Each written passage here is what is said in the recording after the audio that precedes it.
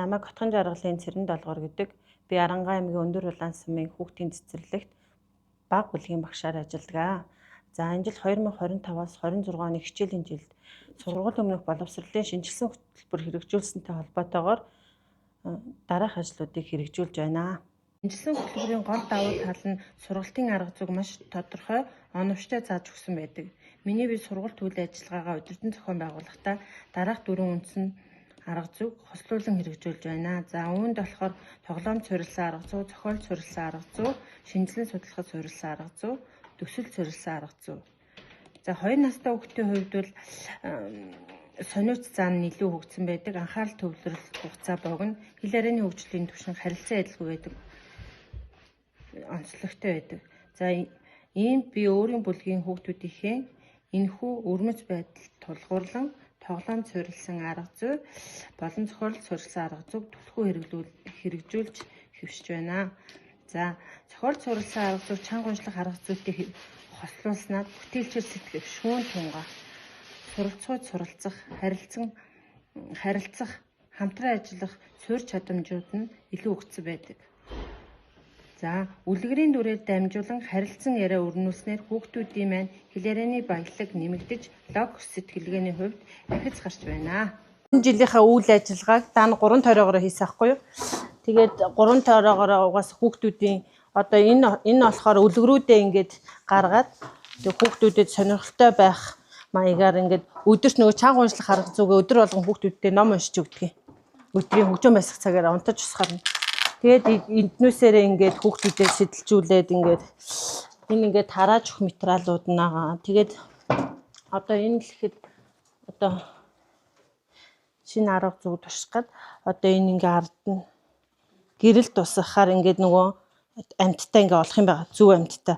Одоо 3 тойрогийнхоо ямар амьтангуудын 3 тойроо нь хаанагаа, чон нь хаанагаа энэ тий ингээд гэрэл тусгай ингээд хүүхдүүдээс ингээд хүүхдүүдээрээ хэлэхэд ингээд төрөл бүрээр нь ингээд одоо энэ л ихэд одоо ард нь ингээд гэрлээ асаагаад энэ одоо 3 тойроод ямар амьтаа ордгүй амьт нь юу юм те нохой байна жишээ нэг муур байна гэл ингээд жишээ нь ингээд хүүхдүүдтэй харуулахаар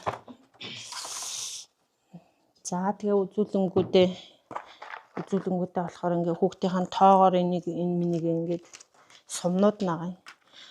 Тэгээ хүүхдүүдээ одоо нөгөө бага насны хүүхдүүд чинь заавал нөгөө барьж хурч мэдэрч нөгөө юугаа яадаг юм лээ амар сайн ойлгодог байхгүй юу. Тэгэхээр ингээ хүүхдүүдээ ингээд зангуугаар ийм үлгэрүүдээ хийгээд ингээд нэг нь багш нь яриад ингээд наахаар хүүхд ваа ямар гоё ингээл амар сүрдээ хөрхөөр хүлээж чаддаг байхгүй юу. Тэгээ энэ болохоор 3 тойрогоо ингээ хүүхдүүдтэй яриул баттгах журмаар ингээ. За энэ нь болохоор хүүхдүүдтэй үлгэрийн богц гээд QR код үүсгээд ингээд үлгэрүүд 10 үлгэр ингээд хийцэн байна. Тэгээ энэ дээрээ эцэгч группээрээ тавиад орой болгоо энэ QR код уншуулад ягаад группээр ингээд тавьчихдаг ингээд. За энэ манжин үлгэрээ бас яг ингээд антеннаар ингээд. Тэгээ энэ манжин үлгэрээ одоо болохоор тэгээ том жижиг таниулах зорилгоор ингээ манжинг том жижигээр ингээ цаага тэгэл үлгэрүүдээ яриад өвгөн манжингийнхаараас татчаа гэл ингээл татуулаад дараад нэмэгний ирээл ач охин ирээл нохоо ирээл гэл ингээ мэтчлээ ингээ хүүхдүүдээ за энд одоо үлгэрт ордгүй амтны юу байгаа гэл те хүүхдүүддээ сэжилжүүлэх юм. Тэгэл том жижиг дуунд гэл ингээд энэ болохоор энэ жил ийм хайрцгаар ийм үлгэр гаргасан. Тэгээ эцэгчүүдтэй хамтраа эцэгчүүдээ 4 багт хуваагаад тэгээ эцэгчүүдээр үлгэр авалсан. Тэгээ тэр модон үлгэр 3 тойроо үлгэр, өнхрөөш үлгэрийг тэгээд улаан малгайт үлгэрийг. Тэгээд манжин үлгэрийг эцэгчүүд мэн ингээд нэг баг болгоо. Тэгээд эднүүсгээ авчираад эцэгчүүд мэн өөрснөө хүүхдүүдтэй ярьж өгсөн байгаа. Бүгд олгон одоо 3 тойроод ямар амьтаа ордгийг те тэрийг ингээд аваад үлгэрүүдээ ингээд энэ дээрээсээ түүж аваад ямар амьтаа ордгийг ингээд бүгдийг ингээл түүж аваа ярьдаг. Тэгээ хүүхдүүдэд одоо үлгэр ярихаар хүүхдүүд амар зүгээр ингээ ярихаасаа илүү ингээл ообро шиг зүг ганцхан ообро шиг зүгчтэл амар сонирхдаг байхгүй юу. Тэгээл дүрдээ орсон ообро шиг өгөөсөл ингээ ийм хуруу энэ минийг ингээ ашиглахаар хүүхдүүд илүү ойлгомжтой байдаг. За энэ болохоор самбар дээр хүүхдүүдтэй наагаал соронзоо үлгэрүүдээ. Эднээс болохоор ингээ бүх хүүхдийнхаа материал сүүлд нь тарааж өгөх материал олгоод ингээд бүгднийг ашигладаг ингээд бүх үлгэрүүдээр ингээд хийгээд тавьсан баг. За энэ нь болохоор ийм театр хийгээд энүүгээрээ болохоор ингээд дүрээ хувиргаал ингээд цаана ингээд ярьцдаг болохоор театр хийсэн.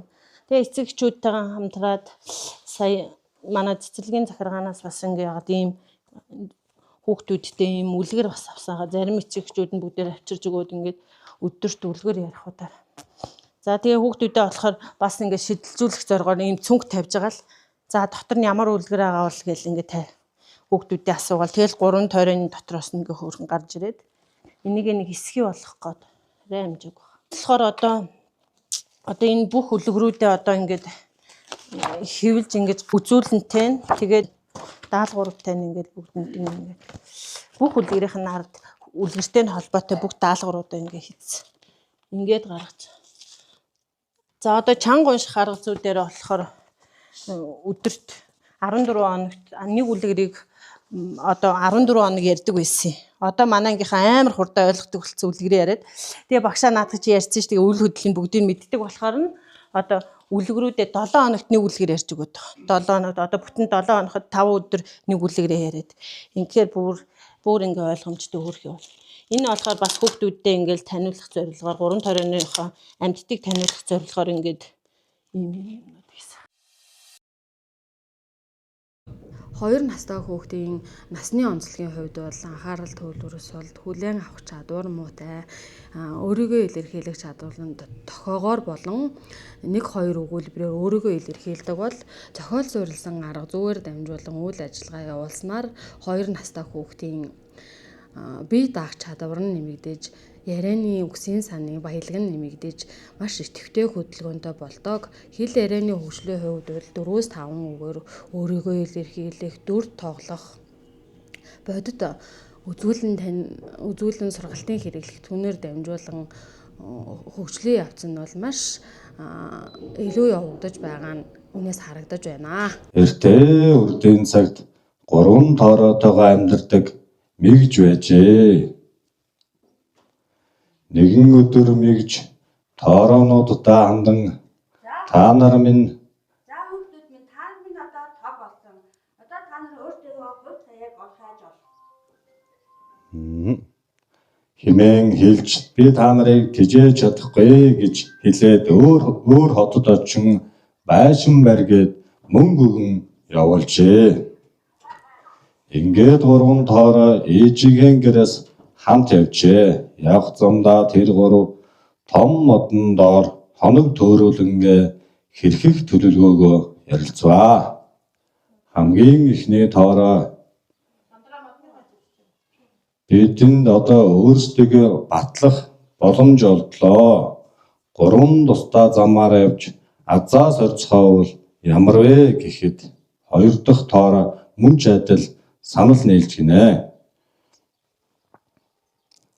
Харин 3 дахь тоороо хамгийн ухаалаг 3 дахь тоороо салж авах санаа таалагдаагүй ба ах нар нь муу зүйлдээ таарлана гэж санаа нь зовсон тул бид эвтэй байвал хүчтэй. Тиймээс хамтдаа явцгаая гэхэд 2 ах нь эсэргүүцэж гинэ. Тэгээд тэр 3 тусдаа байшингаа барьж амьдрахаар боллоо. Маргааш өглөөн нь тэд тусын байшингаа барихаар болоход нэгдэх тоороо барихад хялбар мөнгөнд чинэлттэй гэж сүрлээр байшин барьжээ. Харин удаах тоороо үлдсэн мөнгөөр зөөлөн гудас авахын тулд модоор байшин барихыг сонгоо. 2 ахаасаа ухаалаг бага тоороо харин тоосхоор бат бөх байшин барихыг илүүд үзжээ.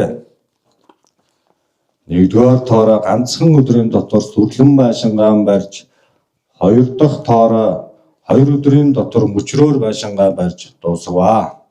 Харин 3 дахь тоороо байшингаа маш удаанаар барьж дуусгасан боловч олон жилийн турш бат бөх хിവэр байх байшин барьж гинэ.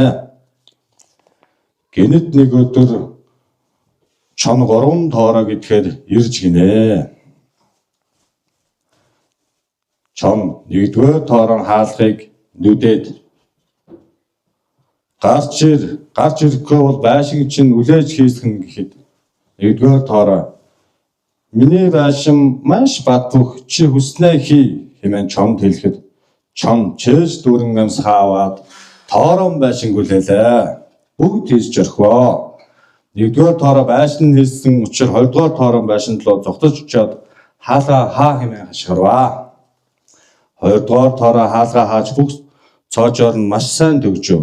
Гэтэл чон хоёрдугаар байшин дээр ирээд бүр хүчтэй үлээхэд хоёрдугаар тоороо байшин мөн ч адил хийсэн одвоо. Айд сандарсан хоёр тоороо дүү тоорогийнхаа гэрлөө зогтож очиад юу болсон талаар хэлвэ. Чон мөн 3 дугаар тоорон байшингийн гадаа ирээд чээж дүүрэн амсгаагаа бараг тэтэл үлээсэн боловч байшин хийсгэж үл чадваа. Байшин хийсгэж чадаагүй чон уурлаж хаалгыг нь хүчтэй мөргсөн боловч тосыг үл олвоо. Аргаа барсан чон дээвэрлөө авирч яндангаар орох гэтэл дүү тоороо 100 гал ноцоод чон гал дээр унаж өхвэ. Ингээд 1 2 дугаар тоороо дүү тоороогоос маш том сургамжийг авч аз жаргалтай эвтэй найртай амьдарч гинэ.